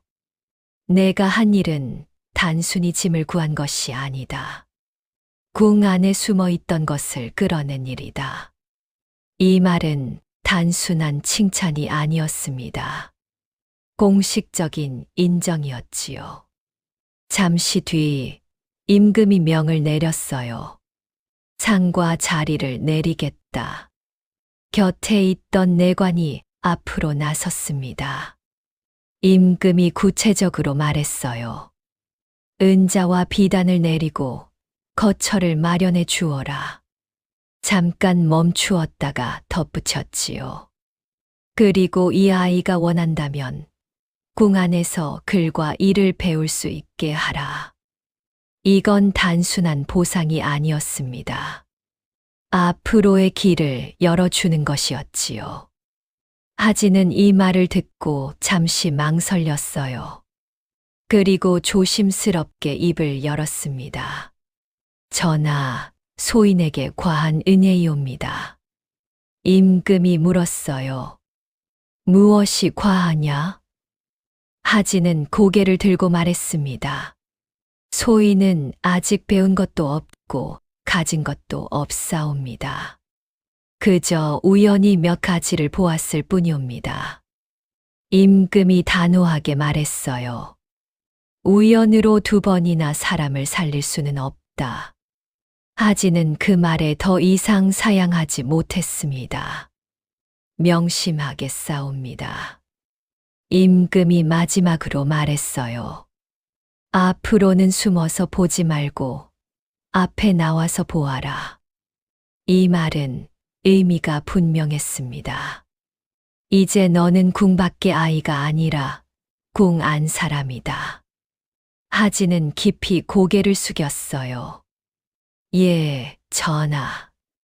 그리고 전각을 나서는 길, 궁녀들과 내관들이 하진을 바라보는 눈이 완전히 달라져 있었습니다. 예전에는 호기심이었어요. 그 다음에는 신기함이었지요. 하지만 이제는 달랐습니다. 인정과 존중. 그것이 느껴졌어요. 하지만 하진은 그걸 크게 의식하지 않았습니다. 복도를 걸으며 생각했지요.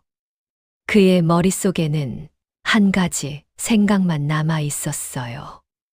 아버지. 아버지의 억울함이 풀려야 했습니다. 우의정이 잡혔으니 이제 그것도 가능해졌지요. 아버지가 쫓겨난 것도 우의정 때문이었어요. 기록을 조작하고 죄를 뒤집어 씌운 것도 그 사람이었습니다. 이제 진실을 밝힐 수 있었어요. 하진은 걸음을 멈추고 하늘을 올려다보았습니다. 해가 서쪽으로 기울고 있었어요. 붉은 빛이 궁 안에 퍼지고 있었지요. 곧 아버지를 부를 수 있을 것이었습니다. 그날이 멀지 않았어요. 며칠 뒤 궁에서 사람 하나가 불려왔습니다. 강문식. 하진의 아버지였어요. 그는 궁궐문 앞에서 한참을 멈춰 섰습니다. 예전에 쫓겨났던 기억이 떠올랐기 때문이에요. 억울하게 이름이 지워지고 변명할 틈도 없이 쫓겨나던 날. 그날 이후로 궁은 다시 돌아올 수 없는 곳이라고 생각해왔지요. 그런데 다시 불려왔습니다. 무슨 일이지? 그는 조심스럽게 안으로 들어갔어요. 그리고 멀리서 아들 하진이 걸어오는 걸 보았습니다. 아버지. 강문식은 순간 말을 잊지 못했어요. 너 여기서 뭐 하고 있느냐? 하진이 조용히 웃었습니다. 조금 배우고 있습니다. 짧은 말이었지만 그 안에 많은 것이 담겨 있었지요. 하진은 아버지를 데리고 임금 앞에 섰어요. 강문식은 깊이 엎드렸습니다. 소인 강문식이옵니다. 임금이 말했어요. 고개를 들라. 강문식이 조심스럽게 고개를 들었습니다. 임금의 얼굴을 마주하자 온몸이 떨렸어요. 예전에 이 궁에서 일하던 시절이 떠올랐지요. 그때도 이 자리에 서 본 적이 있었습니다. 하지만 그때는 죄인으로서였어요. 임금이 바로 말했지요. 그대의 지난 일을 다시 살펴보았다. 강문식의 손이 떨렸어요. 무릎 위에 올려놓은 손이 바르르 떨리고 있었습니다. 그대는 기록을 잘못한 것이 아니었다.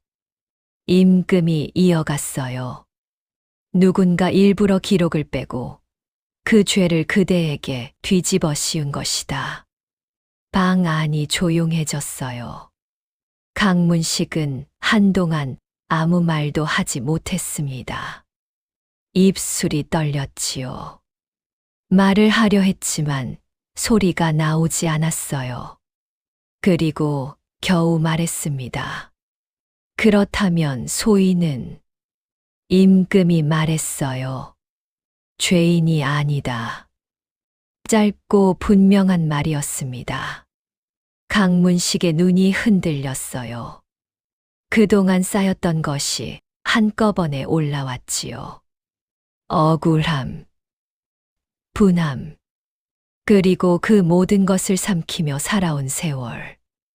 아무에게도 말하지 못했습니다. 아들에게조차 자세히 말하지 못했지요. 말했다가 더 큰 화가 닥칠까 두려웠어요. 그래서 그냥 삼켰습니다. 날마다 삼켰지요. 누더기 같은 두루마기를 입고 허름한 집에서 기침을 하며 아들이 먹을 것을 구하러 나가는 걸 지켜보면서도 말하지 못했어요. 내가 죄인이 아닌데 그 말을 1000번도 넘게 속으로 되뇌었습니다. 하지만 한 번도 소리내어 말하지 못했지요. 그런데 지금 임금이 직접 말해 주었습니다. 죄인이 아니다. 전하, 그게 전부였어요. 말이 이어지지 않았습니다. 눈물이 떨어졌지요. 소리 없이 흘러내렸습니다. 볼을 타고 턱 끝을 지나 바닥에 떨어졌어요. 하진은 옆에 서서 아버지를 보았습니다. 아버지가 우는 것을 처음 보았지요. 그동안 아무리 힘들어도 울지 않던 사람이었어요.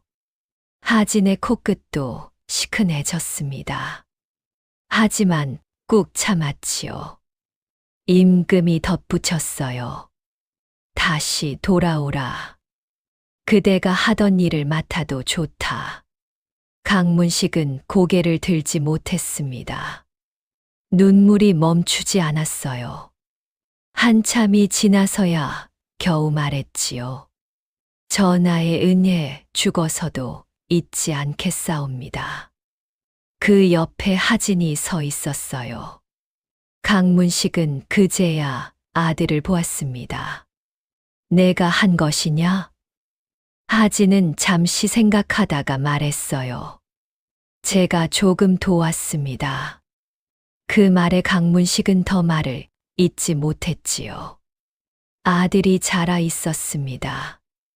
예전에 옆에서 뒤뚱거리며 걸어오던 작은 아이가 이제는 이런 일을 해낸 것이었어요. 아비로서 제대로 해준 것이 아무것도 없었습니다.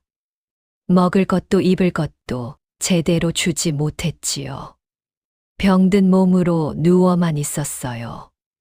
그런데 이 아이가 스스로 여기까지 온 것이었습니다. 강문식은 떨리는 손으로 하진의 어깨를 잡았어요. 잘했다. 처음 거리에서 돌아왔을 때 했던 말과 같은 말이었습니다. 하지만 이번에는 무게가 완전히 달랐지요. 짧은 말이었지만 그 안에 모든 것이 담겨 있었어요. 미안함, 고마움, 자랑스러움, 그리고 눈물. 하진은 고개를 끄덕였습니다. 그날 이후 강문식은 다시 궁으로 돌아왔어요. 예전처럼 큰 자리는 아니었습니다. 하지만 믿을 수 있는 자리에서 일을 맡게 되었지요. 처음 출근하던 날, 강문식은 새 관복을 입고 거울 앞에 섰어요. 예전에 입었던 것과 비슷한 옷이었지요. 하지만 그때와는 달랐습니다. 어깨가 조금 줄었고 얼굴에는 세월이 새겨져 있었어요. 그래도 눈에는 생기가 돌아와 있었지요. 어울리세요. 하진이 옆에서 말했어요. 강문식은 쑥스러운 듯 웃었습니다. 옛날 같지는 않다. 충분합니다. 아버지와 아들이 함께 궁으로 향하는 길이었어요. 그리고 하진 역시 궁 안에 남았습니다. 글을 배우고 사람을 보고 일을 익혔지요. 이제는 떠돌던 아이가 아니었어요. 궁 안에서 자리를 가진 사람이 되었습니다. 마지막 장면은 조용하게 이어졌어요. 해질 무렵이었습니다. 하진과 강문식이 함께 궁 안길을 걷고 있었지요. 예전에는 달랐어요. 아버지가 궁에서 쫓겨나 집으로 돌아갔고 하진은 그 옆을 따라 걸었지요. 무거운 발걸음이었습니다. 아무 말도 하지 못했어요. 하지만 지금은 달랐습니다. 아들과 아버지가 같이 궁 안으로 들어와 걷고 있었어요. 강문식이 말했습니다. 이 길을 다시 걷게 될 줄은 몰랐다. 하진이 답했어요. 저도 몰랐습니다. 잠시 걷다가 하진이 덧붙였지요. 이제는 조금 편합니다. 강문식이 고개를 끄덕였어요. 나도 그렇다. 해가 서쪽으로 기울고 있었습니다. 붉은 빛이 궁 안에 퍼지고 있었지요. 두 사람은 나란히 걸었어요. 이제는 더 이상 쫓기지 않았습니다. 더 이상 억울하지 않았지요. 바람이 불어왔어요. 따뜻한 바람이었습니다. 하진은 아버지 옆을 걸으며 생각했어요. 처음 가마 행렬을 보았던 날. 그날 아무 말도 하지 않았다면 지금 이 자리에 없었을 것이에요. 포졸에게 눌려 이마에서 피가 흐르면서도 목이 터져라 외쳤습니다. 보이는 것을 말했고 끝까지 포기하지 않았지요. 그래서 여기까지 왔어요. 강문식이 조용히 말했습니다. 잘했다. 짧은 말이었지만 그 안에 모든 것이 담겨 있었지요. 하진은 고개를 끄덕였어요. 복도 끝으로 노을빛이 길게 들어오고 있었습니다. 두 사람의 그림자가 나란히 늘어졌지요. 아버지와 아들이 함께 걷는 그 모습이 오래도록 궁 안복도 위에 남아 있었습니다.